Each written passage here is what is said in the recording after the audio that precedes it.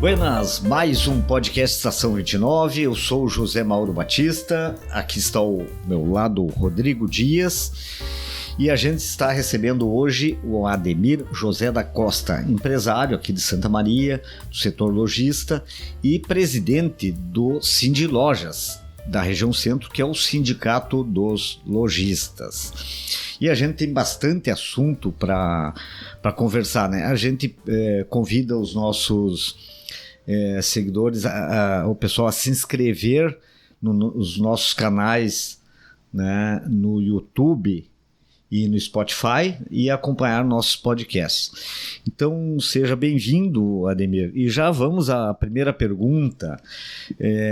Essa semana 12 entidades empresariais lançaram em Santa Maria uma campanha contra a informalidade, ou contra o comércio informal, como a gente conhece. O foco dessa campanha, Ademir, quem é? Bom, primeiro, é uma alegria, o José Mauro está por aqui. O José Mauro tive a oportunidade de andar junto lá pela China, né, lá em Cantão. É verdade. Feira de Cantão, e quase ficou preso lá. Quase. Gostaram muito dele, acho que em Dubai. Quando chegou na China também, levaram ele para a salinha reservada. Não, na China não teve esse problema, em Dubai teve. Já acharam bonito. Gostaram de mim lá no aeroporto. Carteirinha de jornalista tem essas coisas. Tem. E eu também, então, um prazer estar aqui contigo. O Rodrigo também, um companheiro aí de luta na área social, né, de Rotaract, depois Rotary. Isso mesmo. Fazia tempo que a gente não conversava, né, Rodrigo? Uma alegria estar por aqui. Bom, falar sobre esse assunto do lançamento da campanha O Barato Sai Caro é um tema que o Sindiloja, desde 2016, o Sindiloja tem um comitê formado por alguns empresários e os setores de repressão da cidade, desde a Receita Estadual, a Receita Federal, a Polícia Rodoviária Federal, enfim, Polícia Civil, Brigada, Guarda Municipal, todo o Guarda Municipal, prefeito, o setor de fiscalização da prefeitura. E a gente tem muita dificuldade de tirar a informalidade da rua, né? Então, por quê? Porque a prefeitura, ela não o contrabando desse caminho, o camelô, que a gente chama, ele tem um tempo e se conhece como é que funcionam os órgãos da prefeitura, né? E quem tem que fazer essa fiscalização é a prefeitura. Os outros órgãos, eles têm que cuidar das fronteiras, de como chega essa mercadoria. Sim, a Receita, a PRF, né? Cuidar, porque ela chega de alguma maneira. Ou ela chega de ônibus, chega de avião, chega de carros. Como é que ela chega? Por transportadora. Mas Ademir, hoje não vem muito por São Paulo também, que é uma rota? Sim, mas eu digo como é que ela chega em Santa Maria, né? Sim, não, mas eu digo, não vem, será por São Paulo para Santa Maria também? Vem de ônibus, inclusive, sim, né? Vem de ônibus, tem ônibus que vem de excursão, enfim, o pessoal toda hora. Volta e meia tá... Basicamente tu vê assaltos em ônibus de excursão, por quê? Porque todo mundo sabe que o cara vai com o dinheiro no bolso, um ônibus, 25 de março, 40 pessoas, com 10 mil cada um no bolso, os caras já faz... Simplesmente a gente vê esses... Rende, né? Aqui é o pessoal que vai lá e traz, e aí não tem só gente de rua, viu? Tem gente de loja também, né? Uhum. Também tem essa parte que tem um problema da informalidade. Então a gente... a ideia da campanha, e a gente sabe que com a campanha nós não vamos resolver o problema da informalidade, porque a informalidade ela é muito grande, ela tem uma série de problemas atrás dela, desde a alta tributação, o descontrole das fronteiras, enfim, é uma coisa que é muito maior do que Santa Maria. A dúvida, Ademir, assim, as pessoas tem aquele comércio na rua, né? Até ouvi falar que a campanha não mira o artesanato, né? É aquele comércio que vende... Não mira o artesanato, mas também nós não queremos que eles fiquem ocupando espaço público. Eles têm que ter uma destinação, é responsabilidade do município regrar e saber onde essas pessoas podem se estabelecer. É muito chato, por exemplo, tu ter bancas na calçada atrapalhando as pessoas de circular, na frente de uma loja, por exemplo, que está estabelecida, que paga aluguel, que paga imposto, que gera emprego. Então, isso tudo está na ideia da campanha, né? Discutir tudo isso. Porque a gente vê que o calçadão é lotado, né, de pessoas as mais diversas vendendo produtos, né? É tão grave a situação, eu não posso me queixar com relação ao apoio da prefeitura. Com o Schirmer já era um pouquinho mais difícil, inclusive. O Valdeci foi melhor, que o Valdeci, ele na verdade começou com o Valdeci, terminou com o Schirmer, a retirada do setor informal da Rio Branco. Só para situar, né, quem não sabe, né, o César Schirmer foi prefeito de Santa Maria mais recentemente, e o Valdeci Oliveira foi prefeito lá no início dos anos 2000. Né? Começou aquele projeto de tirar... Veja que tem por trás disso também tem toda uma questão de saúde das pessoas que estão na rua, né? Passando frio, passando chuva. Quando você lembra da Rio Branco ali, que quando tinha os camelódromo ali, eram umas coisas extremamente feias para a cidade, mas também no verão de 40 graus que nós temos aqui, as pessoas torravam no sol e no inverno na chuva, no intempérie. Então, o que foi? Feito todo um projeto de embelezar a cidade, legalizar essas pessoas, levaram para dentro esse é um ponto, um espaço mas bom. Ademir, uma questão, né, que falou inclusive de gestões anteriores, realmente teve um período que o centro não tinha mais comércio informal. Onde é que será que teve essa flexibilização, né, e não foi tomada uma medida naquele momento ali? Porque eu lembro que começou com um músico cantando ali, pedindo dinheiro, né? Com os indígenas que vinham nas datas comemorativas vender ali seu artesanato. Não é artesanato. Os índios têm um problema, artesanato é aquilo que eles fazem com as mãos deles. Agora na Páscoa vende luva, teve agora na Páscoa tinha cestas ali que é produtos deles, né? E isso é aceitável, não há problema. É aquilo que nós estávamos falando assim, a prefeitura, a ideia da campanha é que a prefeitura tem que estar sempre, é obrigação do setor público não permitir que haja a invasão das áreas público, passeio público, público. Mas, Ademir, né? Esse é um ponto, né? Que é a questão do ambiente da cidade, do espaço comum, né? Do espaço usado pelas pessoas. Essa é uma questão. Voltando à questão da informalidade mesmo, que é aquele... entra aí o vendedor de churrasquinho, há essas dúvidas. Quem é que... O vendedor de bala, de goma... Porque a gente vê tudo isso no centro de Santa Maria, né? O sujeito que vende, a pessoa que vende um doce, um pastel, a gente vê esse tipo de que na verdade sempre existiram esses...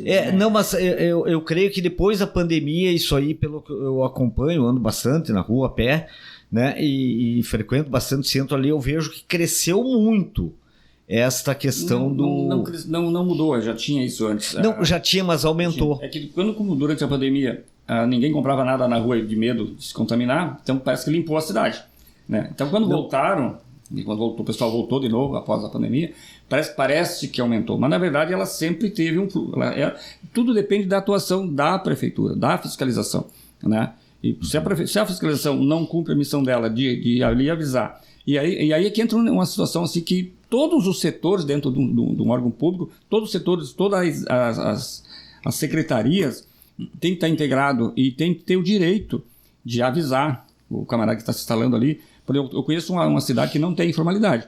Eu estava no carro do secretário circulando pela cidade e ele de repente parou, tinha uma pessoa se estabelecendo numa rua... Que cidade é essa? Panambi. Parou e aí ele parou, desceu, peraí, o cara está se estabelecendo aí. Chegou lá, conversou, se apresentou, sou o secretário da prefeitura, o senhor não pode se estabelecer aqui na cidade, é proibido. Não, mas eu tentei, o senhor sabe, tem uma área ali que o senhor pode estabelecer, mas o senhor tem que ir na prefeitura, pagar uma taxinha, e tem que ser naquele lugar, e o senhor vai ter um dia na semana para ficar, outro dia vai ser outro. Mas agora já é sábado e eu não posso, não tem mais como ir na prefeitura, então tu vai ter que ir embora.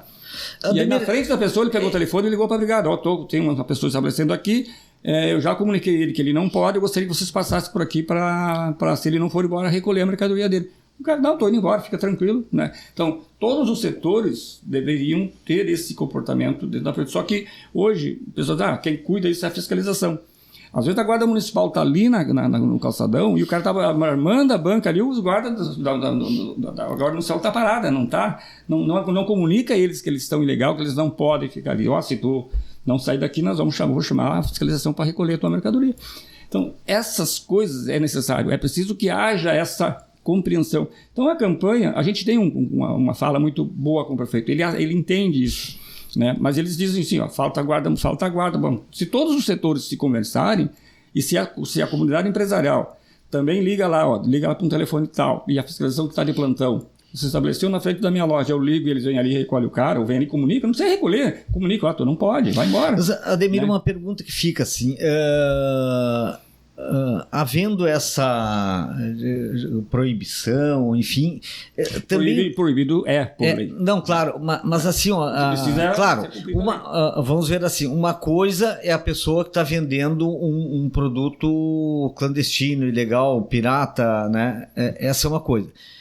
No caso de quem produz o artesanato, ou no caso do músico que está tocando ali, né, ele não se corre o risco de mandar essa pessoa para a marginalidade.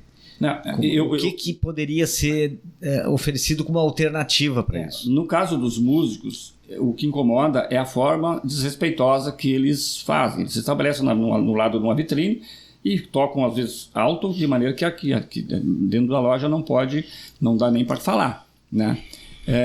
Eu entendo, isso aí que tu está falando é uma verdade. Mas tem uns até que fazem propaganda de loja, né? Eu não sei se é pago, um deles eu vi já. Não conheço. De farmácia, de não sei o quê. Eu particularmente acho que é bonito uma música, um bom músico. Claro. Só que, né, convenhamos, tem 80% dos que estão ali não sabem nem cantar, não tem voz e não sabem nem tocar uma música, né? É diferente de tu pegar uma pessoa que se qualifica, que vai fazer uma música educada, que não dá para te baixar, dá para te chamar lá no meio da rua para ver ficar na minha vitrine. Então começou a haver um confronto com os lojistas porque está faltando o diálogo e respeito deles.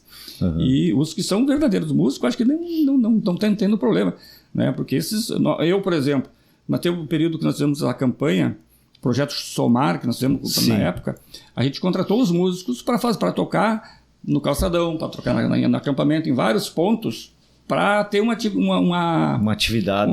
Chamar uma coisa legal, sabe? Gerar emprego para as pessoas. E parece que aquilo foi uma das causas, porque depois nós paramos com o projeto, o pessoal foi para a rua tocar. Eu gosto, eu não teria nenhum problema de alguém tocar perto da minha loja, desde que eu para ele agora deu. Ficou chato, não tá legal. E voltando à formalização tirando o músico agora, né? A formalização desse pessoal que está na clandestinidade, no caso o cara que vende meia, que vende pano de prato, isso se inclui, né? Se inclui tudo. Se inclui.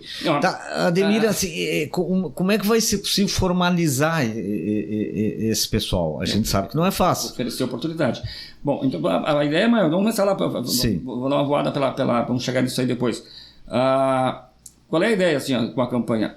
É primeiro mostrar para a população, que às vezes embravece quando estão tirando o informal da rua, esclarecer a população, mostrar para a população que ali tem uma pessoa que normalmente está sendo explorada. O cara que vende Adidas, eu não posso falar na marca, claro, né? O cara que vende uma marca de roupa, vende tênis Adidas, que vende Nike, que vende abrigo de marcas famosas no calçadão, tu sabe que ele não está vendendo um produto de boa qualidade. Tu sabe também que por trás dele alguma coisa está errada. Ou esse fabricante é um fabricante pirata, um fabricante que não está também gerando, que não está pagando imposto lá na ponta, e pior, pode ser que esteja fazendo essa roupa com trabalho escravo lá em um porão, em algum lugar. Ou crime organizado, né? Lavagem de dinheiro. Exatamente. Então, e essa pessoa que está lá na rua, ele também está tendo um problema, porque daqui a pouco ele vai precisar, ele vai envelhecer, ele vai precisar diariamente precisa de saúde. Se ele não está contribuindo com o INSS, não está pagando nada, alguém está bancando ele. Quando ele envelhecer, ele vai depender da Previdência para sobreviver. E ele não contribuiu nada com isso. Então há todo um esclarecimento a ser feito para a população, que esse camarada também de repente está sendo vítima, ou não, pode ser que ele seja um malandro. Mas talvez ele seja um pai de família que está sendo vítima do crime organizado. Então, e mostrar que há toda uma cadeia negativa, né? E Ademir, virtuosa. O pessoal sabe quem é que está por trás, por exemplo, porque, por exemplo, tem pessoas, muitas pessoas vindas de outros países, né, que são jogadas na rua vendendo esses produtos. A gente vê na praia, né, e é o mesmo pessoal, né, o mesmo perfil do trabalhador informal. São pessoas que vêm, muitos são de outros países que vêm, né, e acabam. Quem é que explora, por exemplo, em Santa Maria, sabe-se quem é que comanda esse comércio? Nós não temos ideia, né? Mas é uma das coisas. É daqui, é de fora. A repressão deveria saber por onde chega essa mercadoria. Sim, porque em algum lugar. É muito simples, é só o camarada todo dia ele está com as suas banquinhas ali. Tu recolhe, ele tem um caminheiro de mercadoria, a fiscalização recolhe, bota dentro da caminhonete, leva embora, dali a 2 horas ele está com o outro igualzinho, com as mesmas mercadorias. Ele está pegando em algum lugar.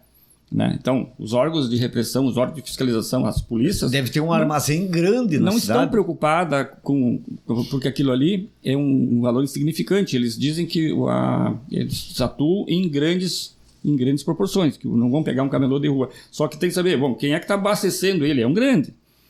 Acho que deveria estar... Então, e todo esse trabalho, a gente está reorganizando esse comitê também, para que haja também essas investigações, então, para saber quem é se é um atacado legalizado que está fornecendo, como é que está funcionando isso. Mas aí entra uma questão importante, eu não sei se a campanha também tem esse foco, Ademir, que hoje a gente tem, pelo menos, né, organizado na cidade, que as forças de segurança se reúnem pelo menos uma vez por mês, né, Zamaro? O delegado colocou aqui. Sim. O GGIM? Através da gestão integrada. Através do serviço de inteligência, é pegar o maior, porque aquele que está ali na ponta, é como se diz, pro grande para ele é como se fosse centavos, é como se fosse uma nota de R$2. Então, se bate no depósito, né, não tem como fornecer para quem está na rua, e é uma forma de, aos poucos, ir acabando com esse comércio, porque senão vai ser sempre, como você diz, enxugar gelo. É aquela história, né, Nemer? Sempre que vem uma nuvem do céu, tem gente vendendo guarda-chuva no centro. Né?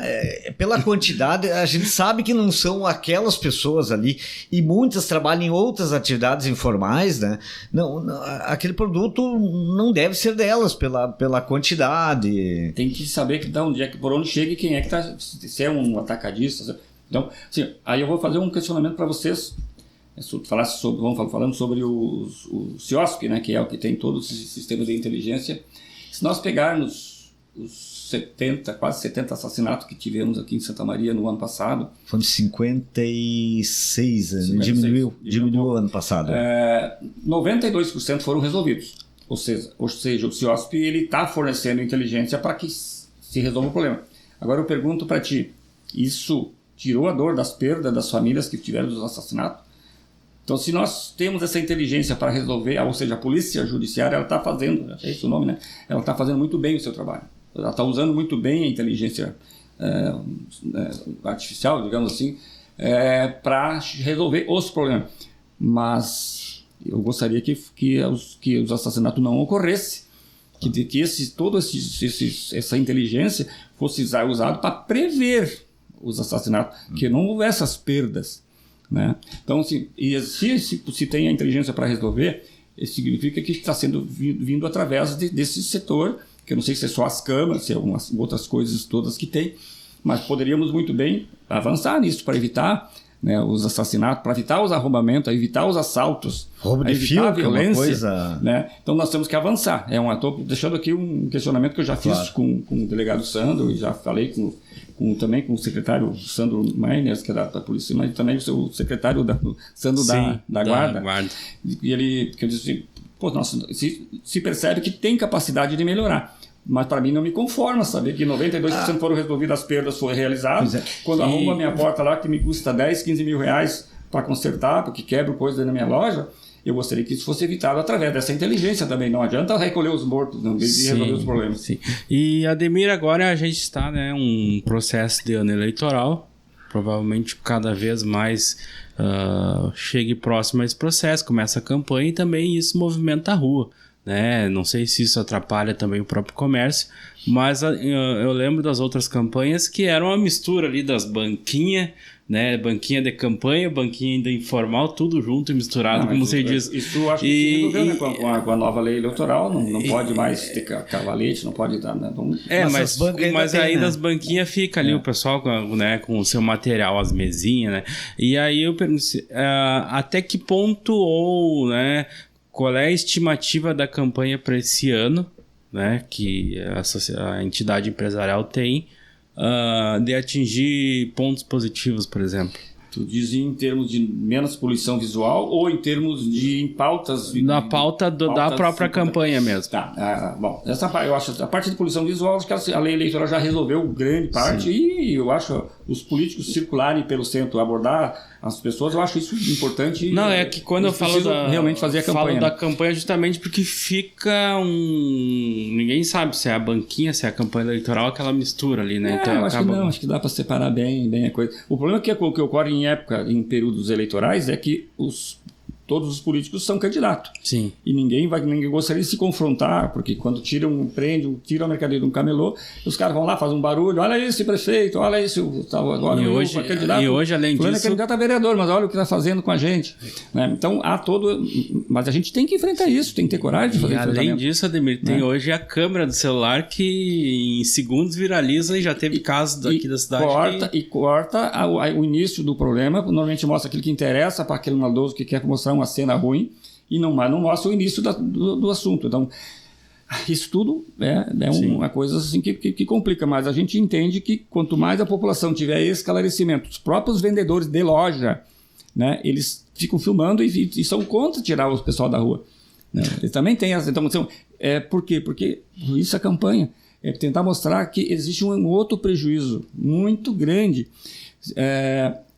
Eu estava vendo, se somarmos aí essa parte de pirataria e tal, diz que dá 1,7, vai em nível nacional, 1,7 trilhão de reais, isso mais ou menos. Santa Maria, o dado, Ademir, que as entidades empresariais usaram ali, uns dados, é tipo uma consulta, eles não são dados oficiais. Mas, até não tem muitos dados oficiais. Né? Exato, não tem. Daria em torno de 1 bilhão de reais por ano Santa Maria deixa de arrecadar de imposto. Veja só, o orçamento da cidade é 1 bilhão e 400 milhões. Né? Dá quase um orçamento da cidade. Esse é um dado que o Guilherme Bica, né, que é assessor lá da CDL, passou para a gente, né? Passou para nós a imprensa. Foi antes da pandemia, coletado, ele não é um dado oficial, existe esse problema também da falta de dados, não é mesmo, mano? Mas eu vi essa fala do Bica e eu não chequei qual é o tamanho de Santa Maria. Mas se tu pegar que 34% do PIB hoje é sonegado ou pirateado de uma forma geral, nacional, né? Se 34%, nós temos 11 bilhões no nosso PIB, né? Se tu considera aí que dividir isso pela carga tributária, botar 33% de imposto em cima disso, né?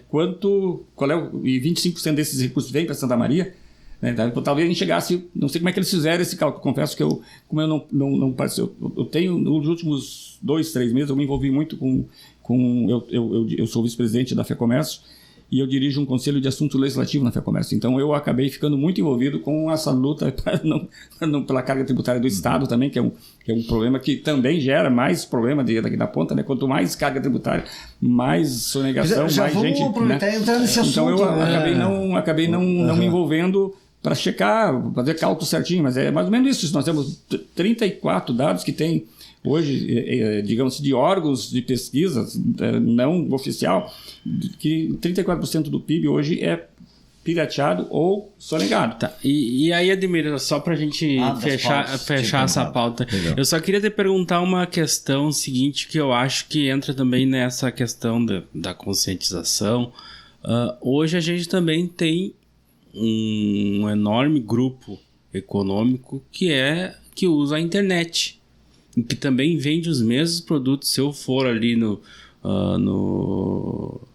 centro e quiser um tênis, por exemplo, de uma determinada marca, que eu sei que não é original, eu vou encontrar aquele mesmo produto na internet.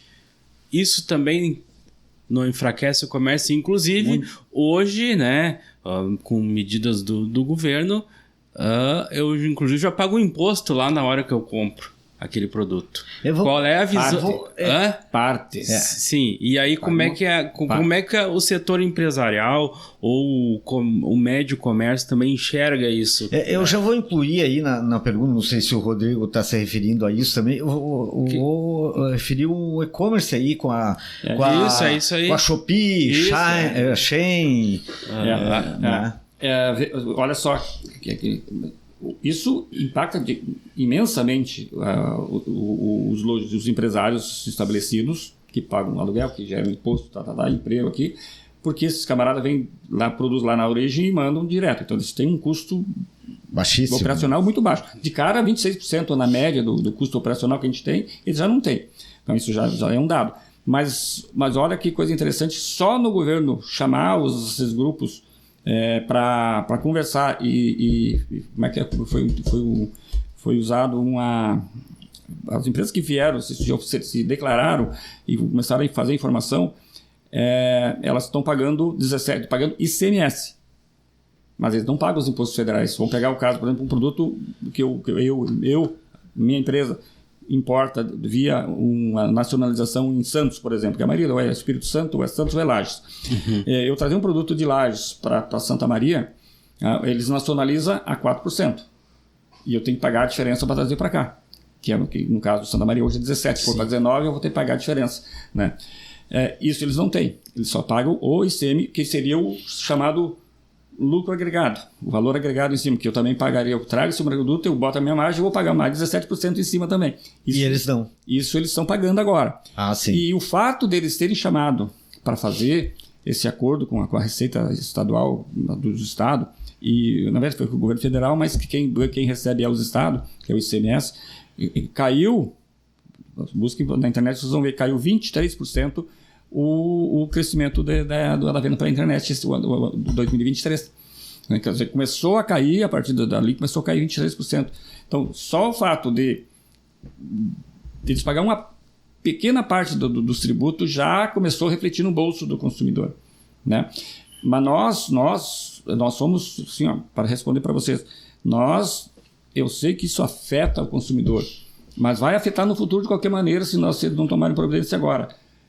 É necessário acabar com a isenção de $50, porque eles pagam só para o maior, os $50 segue. Qual é o ticket média de venda nos lojistas no Brasil?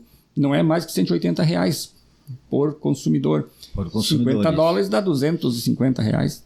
Então, sim, R$250 é a venda de um ticket médio de um cliente nas lojas físicas. Então, isso está isento de imposto. Isso ainda é muito grave. Então, a gente tem que lutar para que haja essa compreensão, porque vai afetar os cofres públicos, vai faltar dinheiro no futuro, vai faltar dinheiro para a saúde, para a educação, que ninguém está se dando conta disso. Ademir, fechou muita loja em Santa Maria. A gente sabe que estabelecimentos comerciais tradicionais da cidade, principalmente no setor lojista, né? Houve, né, o pessoal, quando fecha um estabelecimento antigo, aquilo ganha uma repercussão, né?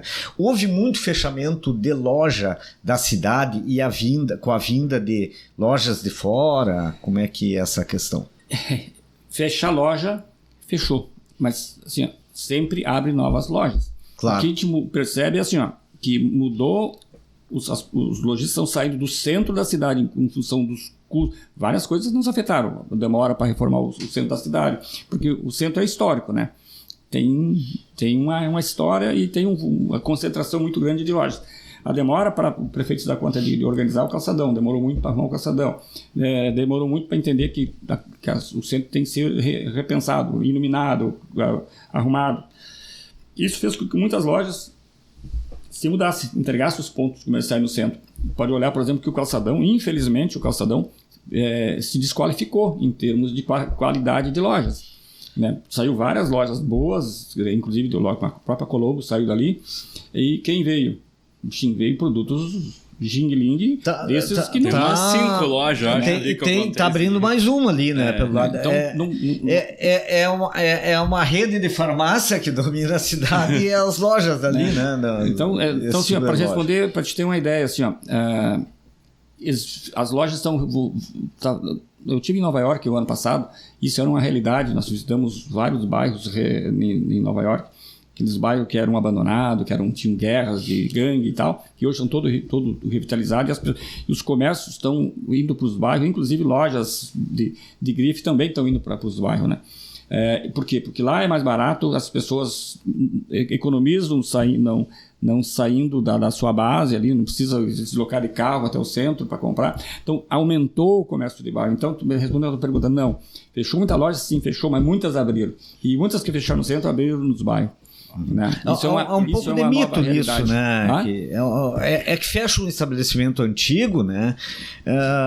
Parece que isso significa uma decadência do comércio local. Não procede muito, né? Tanto é que se tu olhar, por exemplo, os dados do CAGED,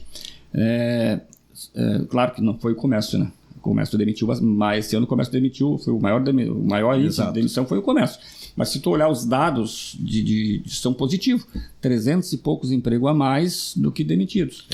Né? Mas claro que o setor que mais contratou é o setor de serviço. Por exemplo, os demais setores produtivos que gera imposto, por exemplo, o setor de serviço gera menos imposto que os outros setores. A agricultura demitiu, a indústria demitiu, o comércio demitiu.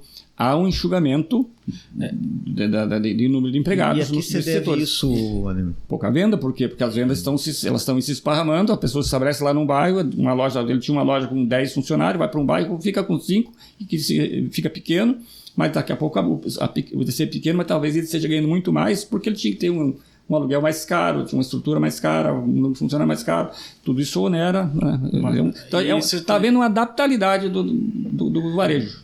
E isso também não se deve, voltando à internet, porque hoje, por exemplo, né, tinha lojas de eletrodomésticos no centro, né, como disse, que fecharam e que hoje vendem provavelmente até mais pela internet, porque para mim, né, e para o pessoal é muito mais confortável às vezes comprar um produto, conseguir ali né, pesquisar, né, as especificações, comprar pela internet, que tem um custo menor e aí é fora do comércio informal, do que ir na loja lá, né?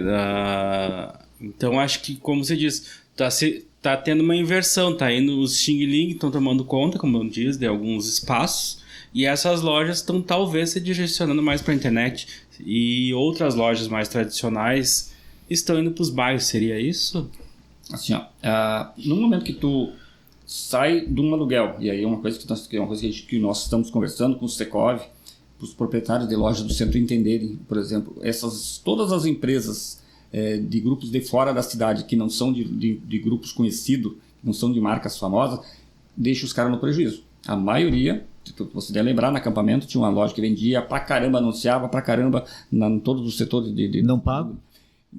Pago no início e depois fico devendo. E até o despejo. E até sair o despejo demora 6, 7 meses, né? E aí eles vão embora, anoitece, não amanhece, deixa os empregados tudo na mão, não pagam ninguém. Inclusive várias redes de comunicação aqui, de rádios e TV, não receberam desses camaradas, né? Então, essas coisas o pessoal tem que se ligar. Não adianta tu querer 80 mil reais por um aluguel, que daí alugou, pagou 3, 4 meses, depois fica 6, 7 meses ali de graça e vai embora. Isso tem que ser repensado. E isso acontece muito? Acontece. Principalmente... Quem é que conhece os donos daquelas 4 lojas de produto de quinquilharia que tem ali? Fica, eles colaboram com a cidade. Eles não apoiam... Não são pessoas daqui, né? Nem sabem quem são. Uhum. É um nome.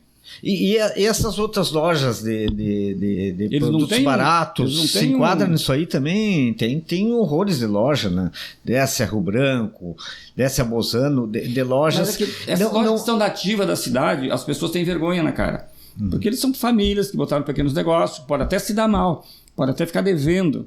Mas eles não vão fazer. Mas tem esse tipo de comércio também de produto barato, né? Tem, mas aí são pessoas aqui da cidade também. Não é diferente quando tu vê do nada surge uma empresa que paga 80 mil de aluguel no calçadão, com loja de 500, 700 metros quadrados, que não sabe de onde é que saiu, de onde é que veio, quem é o dono, não sabe que país é. Né? Em princípio, assim, eles, pelo que você vê, eles são legalizados, com recibo e tudo. Não, né? não, hoje ninguém consegue sonegar mais, sonegam legalmente. Tu vai vendendo, não, vai declarando, não paga. E vai embora. Quem é que vai achar o cara onde? Então, hoje ninguém mais consegue sonegar. Hoje tu é fiscalizado já sai na hora, né? Notinha ali. A não ser que eles tenham todo um esquema de trazer mercadoria. Por exemplo, se tem camelô vendendo produtos ilegais, tem alguém vendendo ilegal. Vou fazer uma última pergunta em relação a esse ponto, hoje. Já para passar para outro, né? O camelódromo hoje. Como é que vocês veem o camelódromo ali do Shopping Popular, o Shopping Independência, né, que é o nome oficial? Como é que vocês veem hoje? Antes o camelódromo na rua era um concorrente, né? Como é que vocês veem o camelódromo? São empresários legalizados. Eu tenho, por exemplo, do Shopping Popular, eu tenho 10 ou 12 associados do Cine Lojas. Né? E eles fazem comissão e vão lá no Cine Lojas exigir que a gente tire os caras da rua. Exceto meia dúzia lá que também tem gente deles. Foi resolvido o problema com o camelódromo? Acho que sim. Eu diria que 90% 90% das pessoas que queriam ter a oportunidade de se formalizar e ser respeitado estão lá dentro do Shopping Popular. Então, pensa bem, eles estão lá, tem ar-condicionado, tem proteção do intempérie, tem que pagar uma pequena taxinha e estão todo mês. Então eles não têm um custo elevado para estar lá. Eles não tiram do comércio. Pelo contrário, eu acho que hoje ninguém tem vergonha. Por exemplo, eu não tenho vergonha se eu precisar comprar uma capa de celular, como alguma coisa e entrar lá dentro. Eu vou lá, porque ali também tem produto tipo semelhante ao que tem no calçadão, né? Isso sempre vai ter. Claro. E aí entra um detalhe, Ademir, que esse tempo eu conversando com um cliente que também é empresário ali no camelódromo. E eles, olha, Rodrigo, eu vou abrir uma loja agora formal, né? Na rua? Não. Ele abriu uma loja na Venâncio ali até com produtos, eu vou vender produtos de melhor qualidade ali, originais, né? Para um cliente específico que procura às vezes lá no camelódromo e eu não tenho como oferecer esse produto para ele. Então ele disse que está tendo um retorno melhor. Pelo tamanho do espaço dele, ele não consegue ampliar Sim. Ou seja, ele está bem, ele teve ele foi para ali, se deu conta que ele pode ser melhor do que ele pode ser ali dentro e vai fazer um investimento na rua. Então o camelódromo para mim não é mais problema. Não é problema, pelo contrário, é uma solução. E eles, inclusive, não querem o pessoal na rua. Sim. Concorre com eles, né? Que tem ali que são meio danados e tal. Né? Concorre com eles. Concorre. Né? O que tem, e outra coisa, ali dentro eles também estão sujeitos a serem fiscalizados a qualquer hora. Né? Porque eles têm um número, estão dentro de um... Fechou as portas ali, não tem por onde sair. Não digo nem isso, é uma loja, igual a minha. Sim. Então, os caras querem me fiscalizar, vão lá com a fiscalização, mas a minha empresa tem um endereço, eles têm um endereço. Sim. Tem um CNPJ com endereço, eles vão ali. Ademir, a questão da liberdade do comércio, né? Comércio aos domingos, enfim... Como é que a gente tem a lei 24 horas agora que permite, né, essa abertura... Né? Mas como é que está a questão do comércio aos domingos? Né? Eu falo primeiramente do comércio lojista, né? Mas entro aí o supermercado que não abre, né? Bom, assim, eu só queria dizer um outro coisa sobre o problema dos produtos de má qualidade, né? Assim, isso é uma coisa que o Brasil precisa evoluir.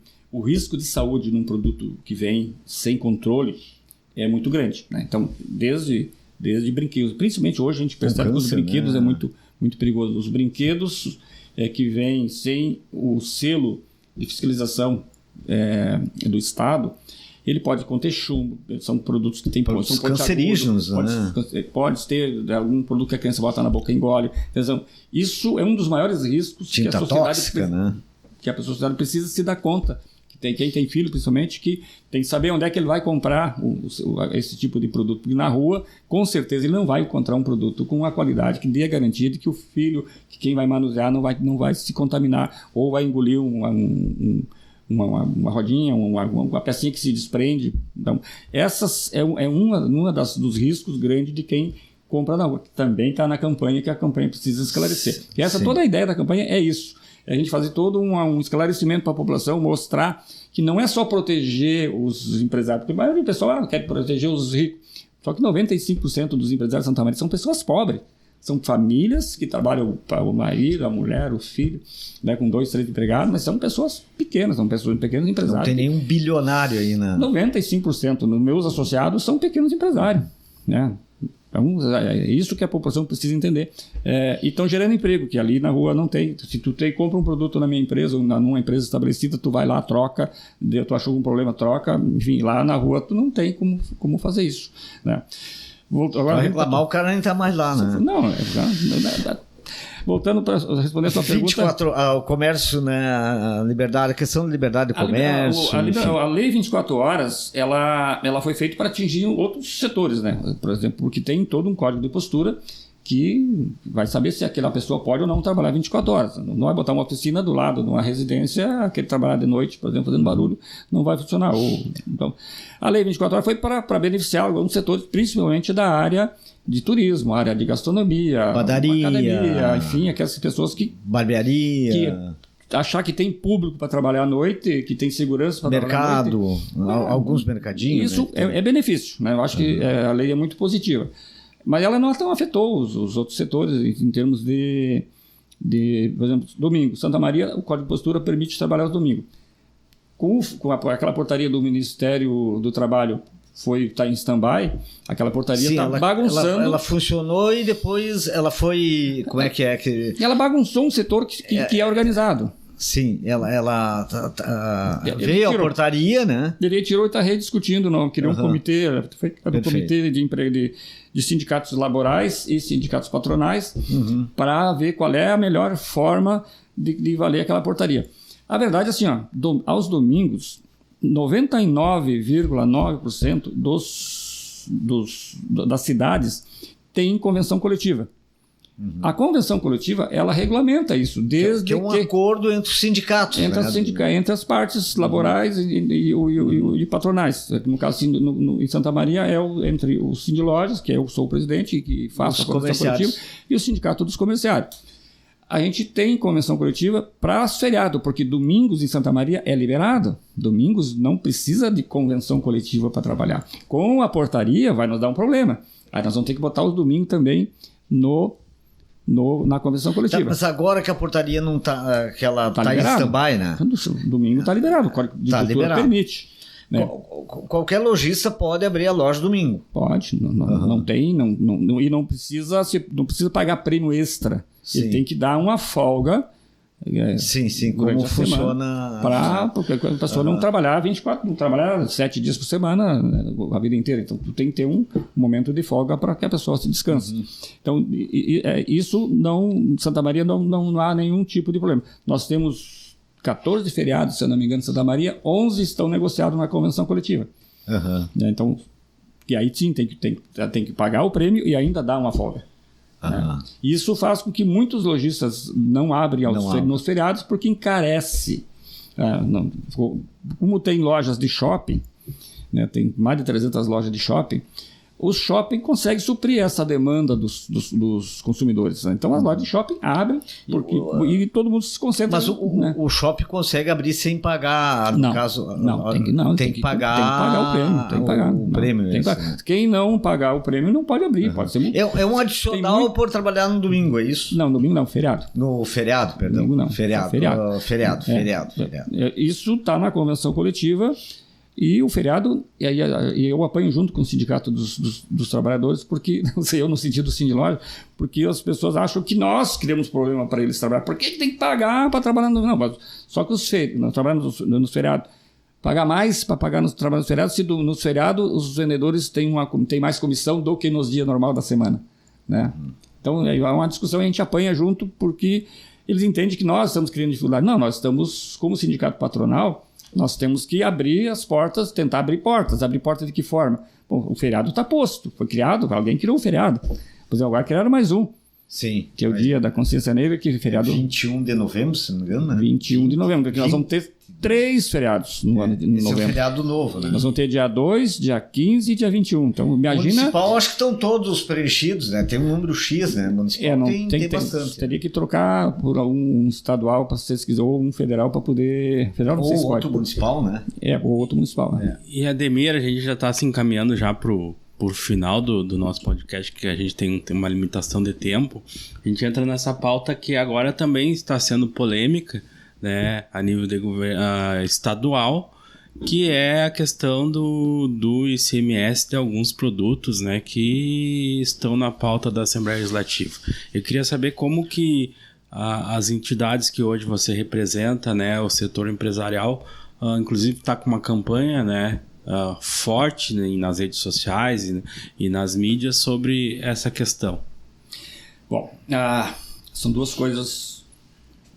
A reforma tributária federal, né, a reforma tributária nacional, ela gerou essas discussões com relação aos governos do Estado. Todos, a maioria dos governos do Estado resolveram aumentar. Tinha um artigo, acho 142 ou 172, se não me engano, que dizia que o retorno de impostos para o Estado e município se daria baseado na média dos próximos 5 anos, 2025 até 2030, se não me engano. E aí os governos do Estado, a maioria, resolveram aumentar a carga tributária para não, com a desculpa de não ter perdas futuras, né? A FEComércio, a gente tem um trabalho muito forte. Nós temos uma plataforma chamada Representa Mais, onde a gente monitora todas as leis. Inclusive, a semana passada estive na Câmara de Vereadores por uma lei que a FEComércio me alertou, que sobre os detectores de metais em locais, não está determinado o número de pessoas, mas onde tem qualquer evento, inclusive restaurantes, teria que ter detector de metal. Isso encarece. Me alertaram, eu fui lá na Câmara conversar e no fim se levantou uma série de uma coisa, dá um podcast só no assunto aqui, porque se percebeu o quanto tem de maldade lá que vem, o vereador daqui a pouco puxa para cá, sem se dar conta do quanto isso vai causar de problema de geração de emprego aqui na cidade. Então a gente trabalha isso. A gente foi lá foi em Brasília, a FEComércio esteve lá, eu estive lá na FEComércio, falamos com o deputado Aguinaldo Ribeiro, que é o relator da reforma tributária, e ele disse: bom, se isso está causando problema, e pelo que o jeito está causando problema no Brasil inteiro, nós vamos retirar esse artigo e vamos fazer um novo modelo de como fazer essa compensação da carga tributária nacional. Porque ninguém sabe, na verdade, como é que vai ser, né? Então, foi aprovado o esboço geral e agora vai ser caso a caso, traçado caso a caso, e os lobbies estão correndo frouxo lá em Brasília. A gente até não sabe se não vai piorar a carga tributária no Brasil, porque a ideia era fazer com que houvesse uma simplificação. Era simplificar, né? E para nós, só a simplificação já melhora, porque tem um custo invisível nas empresas que a gente paga desde contratar advogados, enfim, de contadores mais elevados. E isso é uma das coisas que nós estamos muito felizes, porque vai melhorar, simplificando, já melhora para nós. Não precisa não aumentar a carga tributária, só na simplificação já fica bom. Mas isso se percebe que eles vão aumentar a carga. O governo do Estado, então, ele usou esse argumento desse artigo 142 para aumentar o ICM. Como saiu aquele artigo, tirou a razão dele ter o aumento da carga tributária, não precisava ter mais. Só que, na verdade, ele estava apenas usando um argumento desse artigo porque ele quer mesmo aumentar os impostos, tá? E nesse caso, o que aconteceu? Ele botou o bode na sala, né? Criando tentando aumentar o imposto, manter a carga de 17 para 19, né? Tentando aumentar de 17 para 19, e aí nós conseguimos convencer os deputados os estaduais de que isso o Estado não suportaria, porque não teria mais motivo para fazer isso. O que ele fez? Retirou, porque ele ia perder na Assembleia, retirou esse projeto, mas resolveu cortar os subsídios, principalmente naquela parte que afeta a sociedade mais pobre, que é a área de alimentação. Mas não é só isso, tem outras coisas, não é? Tem, né? O que nós estamos...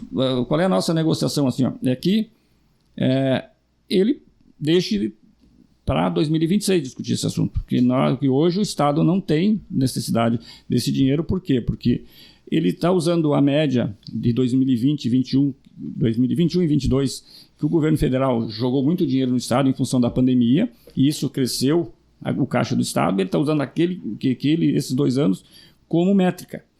Agora, se pegar 2019, 2023 ou 2019 para baixo, nós hoje estamos com o ICM a 5,6% acima do que é da média dos últimos anos. Então, ele não tem necessidade de fazer isso, porque o imposto está aumentando. Né? Em função desses dados que a gente tem de que o Estado não teve perda de ICMS em 2022, 2023 porque há um crescimento de arrecadação, a gente entende que não é o momento de aumentar os impostos. Estão trabalhando com o governo, mas ele insiste, ele tem na cabeça dele que ele precisa de mais caixa, porque ele tem algum projeto de melhoria no Estado, enfim.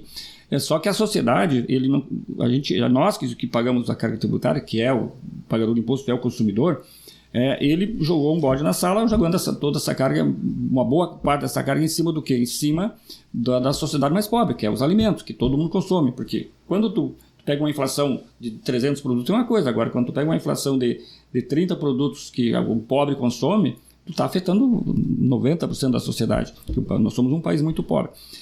Mas a gente sabe que ele fez isso meio proposital, por quê? Porque nós pedimos, a FEComércio pede para que ele abra os subsídios para quem é os grandes recebedores de subsídio. Não é só a alimentação.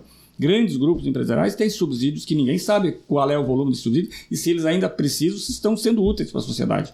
Porque os subsídios, eles devem ser dados, a gente entende que deve ser dado subsídio para áreas... Isso entra no Fundopem ali, aqueles subsídios do Fundopem. Isenção de imposto para geração de emprego, de renda, enfim, né?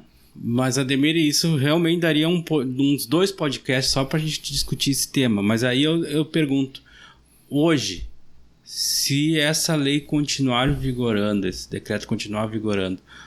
O decreto foi tirado. Tá, mas o que ele vai afetar na minha vida diária?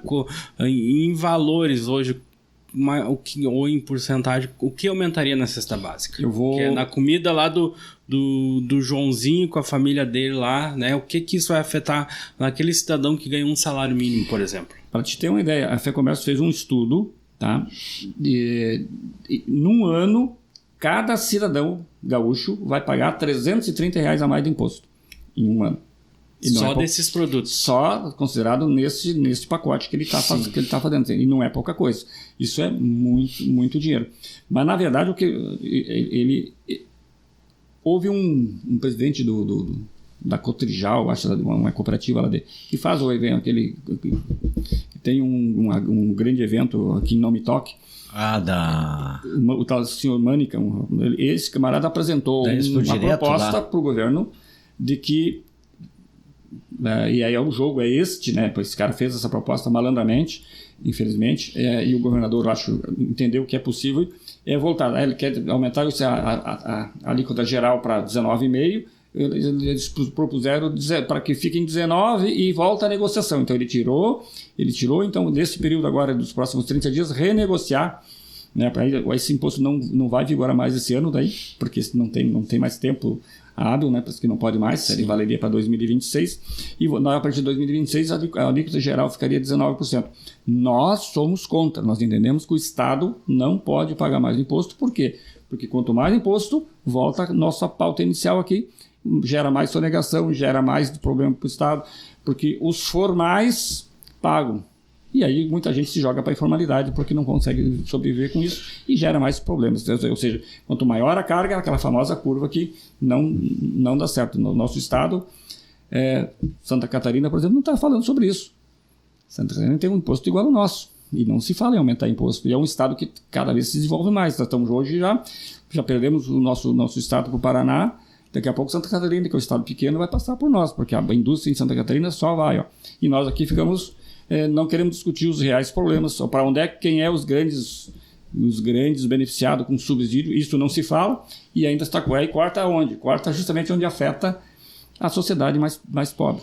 Perfeito. É um ato, é uma coisa assim. A FEComércio, para mim está sendo um grande aprendizado estar dentro da FEComércio, evidentemente me tira muito de Santa Maria, mas compreender as dificuldades do Estado, eu estou longe de conseguir compreender isso, mas a gente percebe que tem muita coisa que deveria ser aberto, né?